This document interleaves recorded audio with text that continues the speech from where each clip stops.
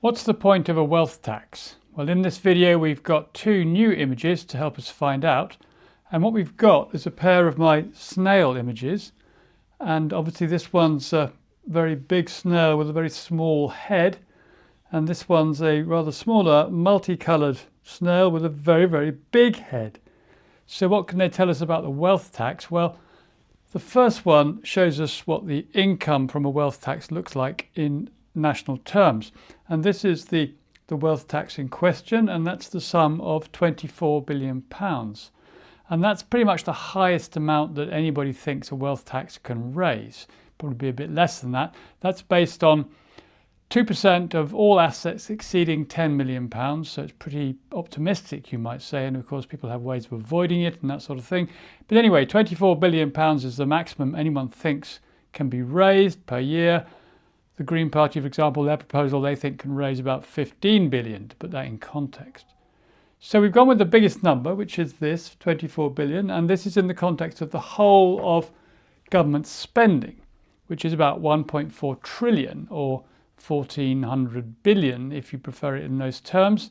So the wealth tax is, well, it's well under 2% of the total. It's a very small contribution, you might say. What's the point of going to all the trouble of raising that tax when it's not really going to add very much to the total national budget, and it's going to be a terrible hassle, and people are going to make a lot of fuss about it and try to avoid it, and it'll be generally thoroughly unpopular?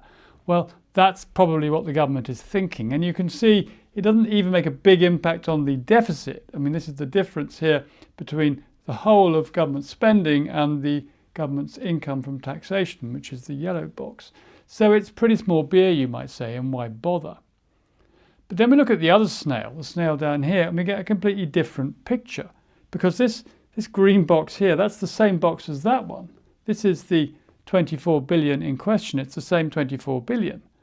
And here what we're doing is we're comparing it with bits of government expenditure rather than the whole of government expenditure. And there we get a very different picture.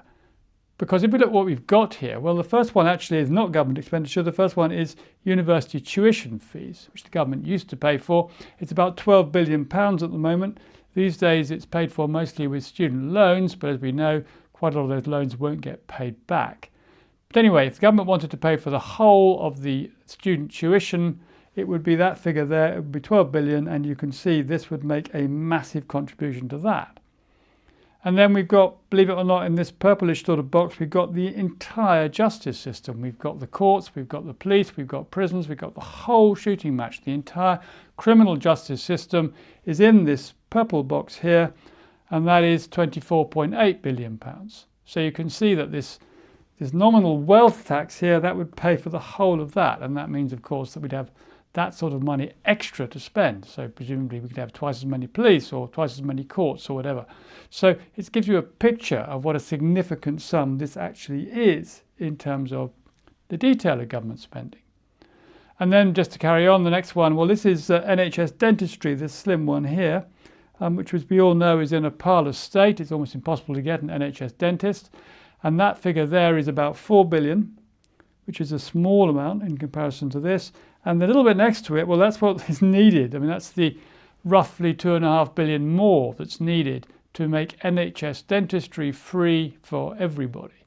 So you can see that without too much expenditure of this nominal wealth tax, we could have free dentistry for everybody, and there'd be enough dentists to go around, and we would get rid of a significant problem. So this thing could make a big difference all of a sudden. And then moving down, well, we're still in medicine here. These are the resident doctors, it used to be called junior doctors, the resident doctors we hear so much about. And this blue box, well, that's the £8 billion a year that goes towards paying these resident doctors, these junior doctors. And then there's the famous junior doctors pay claim. They're trying to get their pay back to the level that it would have been if it had followed inflation since about 2010. And that's this orange sort of stripe here. And that's another £1.5 billion that they're asking for. So you can see, again, it's a small proportion of the total that could come in from this wealth tax. And then there's this other huge one here. This is this sort of lighter green one here. That's what it's estimated to cost to fix the UK's roads.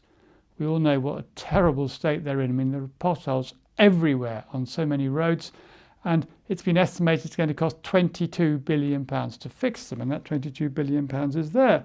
So there we go, 1 year's wealth tax, and we can fix forever pretty much all the problems in the UK's roads. Years and years and years of lack of maintenance and that sort of thing, which could be paid for with 1 year's worth of this wealth tax. And then finally, we've got the overseas aid budget. Well, that's slimmed down quite a bit in the last year or two because the government have been cutting it back. That's 12.3 billion, the pink box there. And you can see that this notional wealth tax would pay for that twice over. So it just gives us a picture really of the difference between when you look at this wealth tax in the total context, which is all about how much is it in relation to the whole of government spending. And then when we look at the detail of government spending, we suddenly find that there's an awful lot you can do with £24 billion. It suddenly becomes an enormous sum. And these are just some examples of many, many more things. The Foreign Office budget, for example, is about £11 billion in total. I mean, there are whole government departments that can be run for less than this amount of money here, this 24 billion. So it really depends how you look at it. And maybe a wealth tax is not the best way to bring an extra £24 billion into the government's budget. But it's important to understand what it can do. And this is what it can do. And this is what we sort of think it can do. We think it's small beer, and it's actually pretty big beer when you get into the detail.